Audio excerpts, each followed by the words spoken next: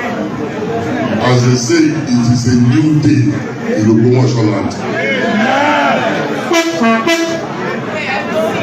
Ìmọ́lẹ̀ tuntun ló dé yìí o.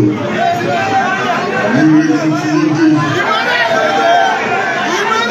Ire tó dé yìí o ìṣẹ̀lẹ̀ ìjìnlẹ̀ àti orí tẹ́lẹ̀. Ọ̀pọ̀lọpọ̀ ló mọ nǹkan tó ti ń ṣẹlẹ̀. Àní gbogbo nǹkan tá ti là kọjá láti débi tá a dé yìí. Àwọn tí wọ́n ṣe ń bínú ẹgbẹ́ kájọ fọwọ́sowọ́pọ̀ fún ìlọsíwájú Ògbómọ̀ṣọ́.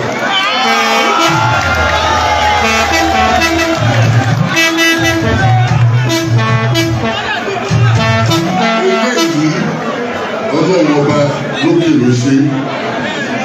Ẹ jẹ́ kí a sowọ́pọ̀ kí a ṣe nǹkan kan fún ìlú Ògbómọ̀ṣọ́. Ẹ má jẹ́ ká sọ pé a fẹ́ràn ìlú yìí ká dà ní irú. Bàbá fẹ́ràn ìlú yìí àádùn ní ìṣe ni. Ìlú Ògbómọ̀ṣọ́ Ọlọ́run ọba òun ló rán mi wá. Ó dẹ̀ rán mi wá láti wá ṣiṣẹ́ fún ìlú yìí. Ọlọ́run ọba rán mi wá ibi kí n má ṣe nǹkan kan fún ìdàgbàsókè ìlú yìí. Ní àdúgbò àwa ti sọ àwa jọba nítorí a fẹ́ gàba, àwa jọba nítorí a fẹ́ kó ọrọ̀ jọ. Ọlọ́run ti fún wa lọ́rọ̀ ká tó dé ìgbà. Àwa jọba nítorí a fẹ́ orúkọ. Ọlọ́run bá ti fún wa lórúkọ ká tó dé ìgbà. Nǹkan tá a wá ṣe òun ni wípé àwa gbé ìlú yìí. Àwa gbé sí ipò tó yẹ kó wà. Ipò tí àwọn baba ńlá wa tó fi jẹ́ pé ìlú Ògbómọ̀ṣọ́ yàtọ̀ ní ilẹ̀ Yorùbá. Ìyàtọ̀ yẹn òun la tún wá fẹ́ bẹ̀rẹ̀. Wípé ẹni tó bá rí ọmọ Ògbómọ̀ṣọ́ wọ́n máa kí i ní yàtọ̀ ní agbára Olúwa.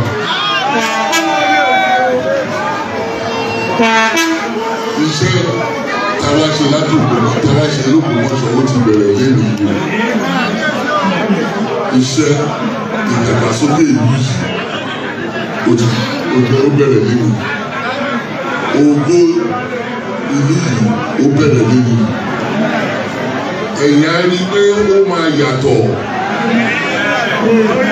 Ó ṣe pé àrò a máa rí ni.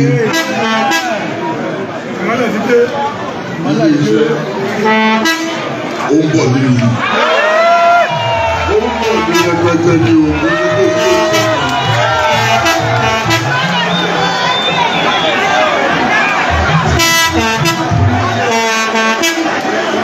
Oríṣi wípé ẹ máa sọ wípé àwọn wáṣẹ́ nínú ìbọn. Ìkọ̀sọ̀ Ọlọ́run ọba ó máa fún wa ní ọ̀pọ̀lọpọ̀ ọṣẹ́ ni ní agbára Ọlọ́run. Ìyàtọ̀ ẹ̀yìn àárín nínú ìlú. Èmi ò ní sọ̀rọ̀ tó bẹ́ẹ̀. Action lẹ máa rí o.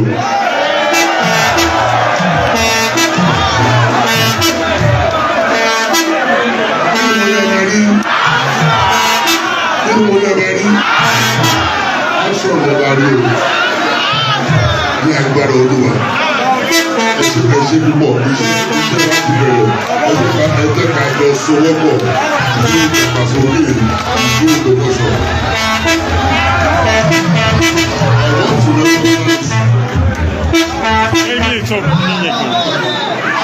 I want to recognize the presence of the Olúwo of the Yorùbá.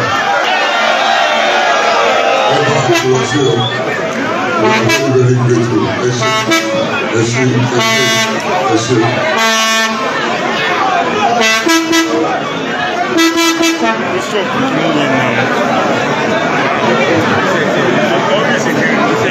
Ẹ jẹ́ kí a fi ọwọ́ sowọ́pọ̀ kí a fi tún ìlú Ògbómọ̀ṣọ́ ká fi tún ṣe. Ẹ ṣé púpọ̀.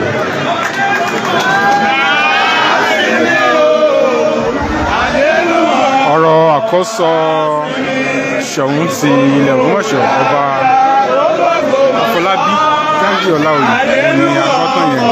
wọ́n sọ náà ni pé iṣẹ́ làwọn wá ṣe pé àwọn wá kó ọrọ̀ jọ. Ìlú Ògbómọ̀ṣọ́ ni a wà yìí, ìkànnì BBC News Yorùbá ni a ti mú ogun tó ń ṣẹlẹ̀ lọ́wọ́lọ́wọ́ nínú ààfin Ṣọ̀ún tilẹ̀ Ògbómọ̀ṣọ́ wá sí ojú ìwòran.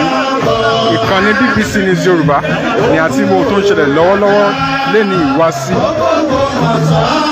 ojú ìwòran yín.